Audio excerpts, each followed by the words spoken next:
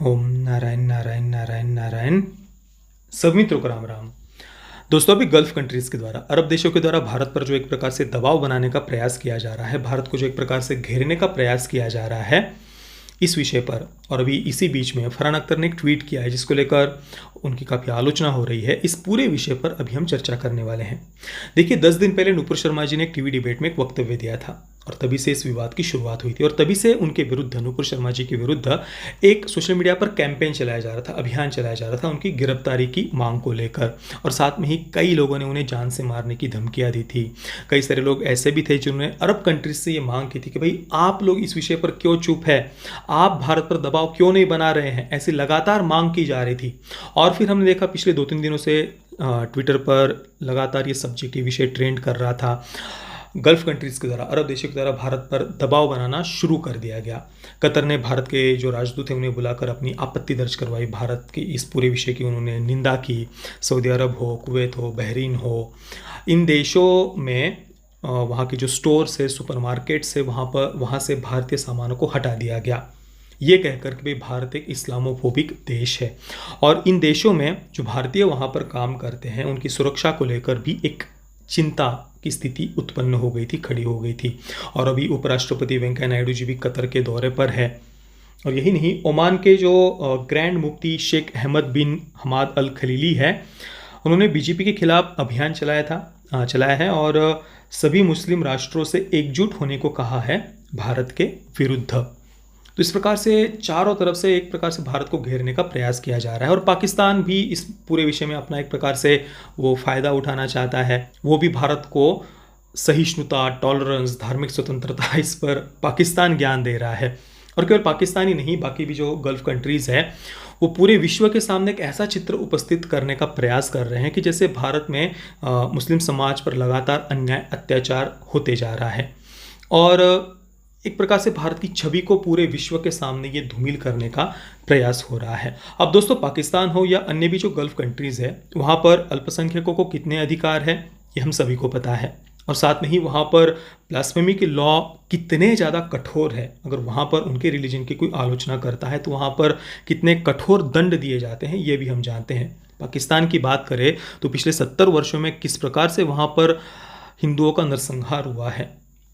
15 से 18% जो हिंदू वहाँ पर थे वे आज मात्र 1% से भी कम बचे हैं।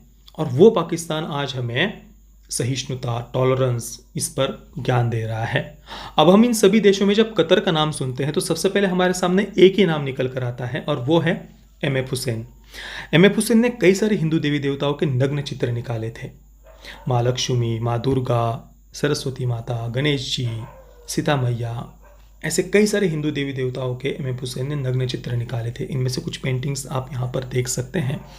एक पेंटिंग में आप देख सकते हैं कि किस प्रकार से हनुमान जी की पूंछ पर माता मुझसे तो मेरे पास शब्द नहीं है सच में इस बारे में, इन पेंटिंग्स के बारे में। ऐसे एमएफ हुसैन को कांग्रेस सरकार के द्वारा पद्मश्री, पद्म भूषण, पद्म विभूषण, राष्ट्रीय फिल्म पुरस्कार आदि सब कुछ दिए गए थे पिछले कुछ दशकों में। और फिर जब एमएफ हुसैन पर हिंदू समाज के द्वारा कार्रवाई की मांग की गई, संवैधानिक मार्ग से न्याय के अनुसार अलग अलग जगहों पर न्याय व्यवस्था के अनुसार केस दर्ज करवाए गए थे और शांतिपूर्वक तरीके से कार्रवाई की मांग की गई थी। तो इसके बाद में फिर कार्रवाई के डर से एमएफ हुसैन भारत छोड़कर कतर चला गया था। और कतर ने ना केवल एमएफ हुसैन को शरण दी थी, उल्टा कतर की नागरिकता भी एमएफ हुसैन को दी गई थी। और अभी जितना मैंने कुछ न्यूज़ रिपोर्ट्स में देखा, कतर की नागरिकता मिलना बहुत बहुत ज़्यादा कठिन है, पर फिर भी एमएफ हुसैन को कतर की नागरिकता दी गई थी। अब जिस देश ने एमएफ हुसैन को इतनी सफलता, मान, सम्मान, प्रसिद्धि सब कुछ दिया, एमएफ हुसैन का यह कर्तव्य था कि इस देश की न्याय व्यवस्था जो भी निर्णय सुनाती वो उसका पालन करे। पर फिर भी एमएफ हुसैन भारत छोड़कर कतर चला गया था और ऐसा कतर आज भारत पर दबाव बनाने का प्रयास कर रहा है। और सबसे ज़्यादा दुख की, सबसे ज़्यादा पीड़ादायक बात तो यह है कि भारत के कई सारे बॉलीवुड के सेलिब्रिटीज़ या कई सारे बुद्धिजीवी आदि एमएफ हुसैन का खुलकर समर्थन करते हैं। और ये सब कुछ आप गूगल पर सर्च करेंगे तो आपको ऐसे कई सारे बुद्धिजीवियों के, कलाकारों के वक्तव्य आपको देखने को मिल जाएंगे कि वो कैसे एमएफ हुसैन को सपोर्ट करते हैं। और हमें तो इतना दूर जाने की भी आवश्यकता नहीं, आप अभी देख लीजिए मुनव्वर फारूकी ने स्टैंड अप कॉमेडी के नाम पर किस प्रकार से हिंदू देवी देवताओं का मजाक उड़ाया था, कैसे जो 59 हिंदुओं को जिंदा जलाया गया था उसका कैसे मजाक उड़ाया गया था, कितना अभद्र तरीके से मजाक उड़ाया गया था।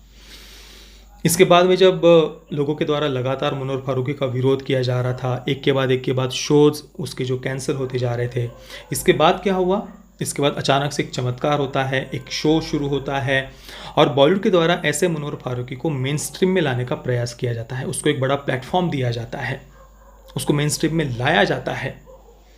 मतलब एक प्रकार से मुनव्वर फारूकी ने जो बातें कही थी उन सबको एक प्रकार से नॉर्मलाइज करने का प्रयास किया जाता है हमारे ही देश की फिल्म इंडस्ट्री के द्वारा। और दोस्तों ये कोई केवल एक मुनव्वर फारूकी या फिर एमएफ हुसैन की बात नहीं है। आप कला और साहित्य के क्षेत्रों को अगर देखेंगे तो इसमें ज़्यादातर जिन लोगों को अवार्ड्स मिले हुए हैं, मैं सबकी बात नहीं कर रहा हूं, पर ज़्यादातर जिन्हें अवार्ड्स मिले हुए हैं उनमें से कई सारे लोग, ज़्यादातर लोग वामपंथी विचारधारा से ही आपको देखने को मिलेंगे, जिन्होंने अपनी फिल्मों के माध्यम से, साहित्य के माध्यम से, कला के माध्यम से हमारी संस्कृति, सभ्यता, रीति रिवाज, परंपराएं, हिंदुओं की जो आस्था है, श्रद्धा है, उसे पैरों तले कुचलने का काम किया है। उसकी बहुत ही ज़्यादा भद्दे तरीके से उन्होंने उसके विरुद्ध एक एजेंडा चलाया हुआ हमें देखने को मिलता है उनके साहित्य में या उनकी फिल्मों में या उनकी कला में। या ऐसे भारतीय संस्कृति के विरुद्ध अगर आप कुछ ऐसा लिखते हैं, बनाते हैं, तो आपको तुरंत रातों रात मेन स्ट्रीम में लाने का प्रयास किया जाएगा। ये हमने ज़्यादातर देखा हुआ है। पर इसके विपरीत, इसके अपोजिट, इसकी दूसरी तरफ कमलेश तिवारी हो या फिर किशन भारवाड़ हो, उनके साथ क्या हुआ ये भी हमने देखा। और आज नुपुर शर्मा जी के विरुद्ध जो सोशल मीडिया पर कैंपेन चलाया जा रहा है वो भी हम देख रहे हैं। देखिए, अगर किसी का वक्तव्य, किसी का बयान हमें सही नहीं लगता है तो संविधान के अनुसार, न्याय व्यवस्था के अनुसार हमें उसकी आलोचना करने का या उस पर कार्रवाई करने की मांग करने का पूरा अधिकार है। पर आज जब जिस प्रकार से भारत को गल्फ कंट्रीज़ के द्वारा, दूसरे देशों के द्वारा भारत पर जो एक दबाव बनाने का प्रयास किया जा रहा है, भारत को जो घेरने का प्रयास किया जा रहा है, ऐसे समय में हर भारतीय को अपने देश के साथ खड़े होने की आवश्यकता है। पर ऐसे समय में फरहान अख्तर के द्वारा एक ट्वीट आया, परसों उन्होंने ये ट्वीट किया हुआ है जिसमें उन्होंने लिखा है कि a forced apology is never from the heart. हालांकि यहाँ पर उन्होंने किसी का नाम नहीं लिया है, पर कमेंट सेक्शन में लोगों ने फरहान अख्तर की काफ़ी कठोर शब्दों में आलोचना की है। कुछ लोगों ने फरहान अख्तर के पुराने कुछ ट्वीट्स निकाल कर सामने लाए हैं, जैसे कि शार्ली हेब्दो के समय जो उन्होंने ट्वीट किया था ये कहते हुए कि भाई सभी को किसी की भी आलोचना करने का पूरी तरीके से अधिकार है। फ्रीडम ऑफ एक्सप्रेशन का उन्होंने उस समय समर्थन किया था। तो कुछ लोगों ने ये प्रश्न पूछा कि क्या तब तक शार्ली हेब्दो के पत्रकारों की हत्या हो गई थी और इस कारण से किया बाद में उन्होंने ये ट्वीट किया था, और अगर ऐसा नहीं है तो अभी वे फ्रीडम ऑफ एक्सप्रेशन का समर्थन क्यों नहीं कर रहे हैं। कुछ लोगों ने फरहान अख्तर से ये प्रश्न पूछा कि भाई हम तो आपको एथिस्ट, लिबरल समझते थे, पर आपने अभी ये जो ट्वीट किया है इसके माध्यम से आप ये दिखाने का प्रयास कर रहे हैं कि भाई केवल अपॉलॉजी, केवल माफ़ी काफ़ी नहीं है। और जो लोग आज नुपुर शर्मा जी को जान से मारने की धमकी दे रहे हैं, एक प्रकार से आप उन्हें और बढ़ावा दे रहे हैं या उन्हें ये बताने का प्रयास कर रहे हैं कि भाई केवल माफ़ी काफ़ी नहीं है। इस प्रकार से काफ़ी कठोर आलोचना फरहान अख्तर की नीचे की गई है। देखिए, एक कलाकार के रूप में आज उनका ये कर्तव्य था, या किसी भी कलाकार का ये कर्तव्य है कि जब बाहर से कोई देश अगर हमें घेरने का या हम पर दबाव बनाने का प्रयास करते हैं तो हम उन्हें पूरी दृढ़ता से ये बताएं कि भाई हमारी न्याय व्यवस्था, हमारा संविधान सक्षम है न्याय देने के लिए और हमें उस पर पूरी तरीके से विश्वास है। बाहर के किसी देश को हमारे इंटरनल मैटर में इंटरफेयर करने का बिल्कुल भी अधिकार नहीं है। यही स्टैंड उन्हें लेना चाहिए था एक कलाकार के रूप में। और साथ में ही अगर कोई विवाद की शुरुआत हुई है तो उन्हें उल्टा लोगों से ये मांग करनी चाहिए थी कि भाई अब उन्होंने माफ़ी मांग ली है तो इस विषय को वे सब भूल जाए और आगे बढ़ जाए। पर यहाँ पर तो उल्टा वो ये कहते हुए दिखते हैं कि भाई ये माफ़ी हृदय से नहीं मांगी है, और इस कारण से लोगों ने पूछा है कि भाई आखिर आप फिर चाहते क्या हो। बाकी दोस्तों, बीजेपी ने जो नुपुर शर्मा जी को पार्टी की सदस्यता से सस्पेंड किया है, इसको लेकर भी कई लोग बीजेपी की काफ़ी कठोरता से आलोचना कर रहे हैं। ये कह रहे हैं कि भाई मोदी जी अरब देशों के सामने झुक गए हैं, बीजेपी कैसे कमज़ोर पार्टी है, शेम ऑन बीजेपी, इस प्रकार का एक हैशटैग भी ट्विटर पर ट्रेंड कर रहा था। अब इस पर अगर मैं अपने विचार रखूँ तो देखिए, नुपुर शर्मा जी की सुरक्षा की चिंता जितनी आपको और हमें है, उससे कई गुना ज़्यादा अधिक चिंता सरकार को, मोदी जी को, अमित शाह जी को है।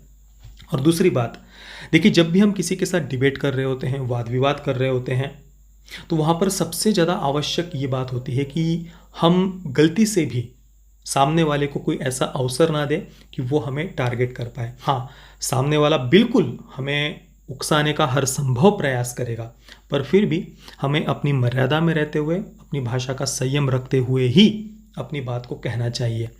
जब हम भावुक होकर अपनी उस मर्यादा को या भाषा के संयम को छोड़ देते हैं, भले ही किसी को अपनी बात कितनी ही सही क्यों ना लग रही हो, पर फिर भी जब हम सामने वाले को अवसर दे देते हैं या हम अपनी मर्यादा को छोड़ देते हैं, भाषा के संयम को छोड़ देते हैं, तो उसका सबसे ज़्यादा नुकसान हमें ही होता है। और ये मैं इसलिए कह रहा हूँ क्योंकि मैंने खुद इस बात को झेला हुआ है। और जब ऐसे कोई समस्या आती है तो कोई भी हमारा साथ नहीं देता सिवाय हमारे परिवार के। और शायद ईश्वर नुपुर शर्मा जी से और कोई बहुत बड़े कार्य करवाने की ईश्वर की इच्छा होगी, और इसी कारण से शायद आत्मपरीक्षण करने के लिए उन्हें ये समय दिया होगा ताकि वे और ज़्यादा परिपक्व हो सके। क्योंकि अगर देश के लिए हमें कोई बड़ा कार्य करना है तो सबसे ज़्यादा आवश्यकता होती है भाषा के, वाणी के संयम की।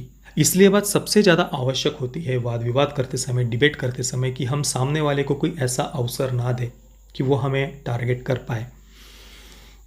और देखिए पिछले 6-7 वर्षों में जो कुछ भी हमने देश में इतने बड़े बड़े कार्य होते हुए देखे हैं, कुछ ऐसे निर्णय हमने देखे हैं जिनके बारे में हमने 5-6 वर्ष पहले तक कल्पना भी नहीं की थी कि भाई ऐसा हो सकता है, ये भी संभव है, पर वो भी देश में हुआ है।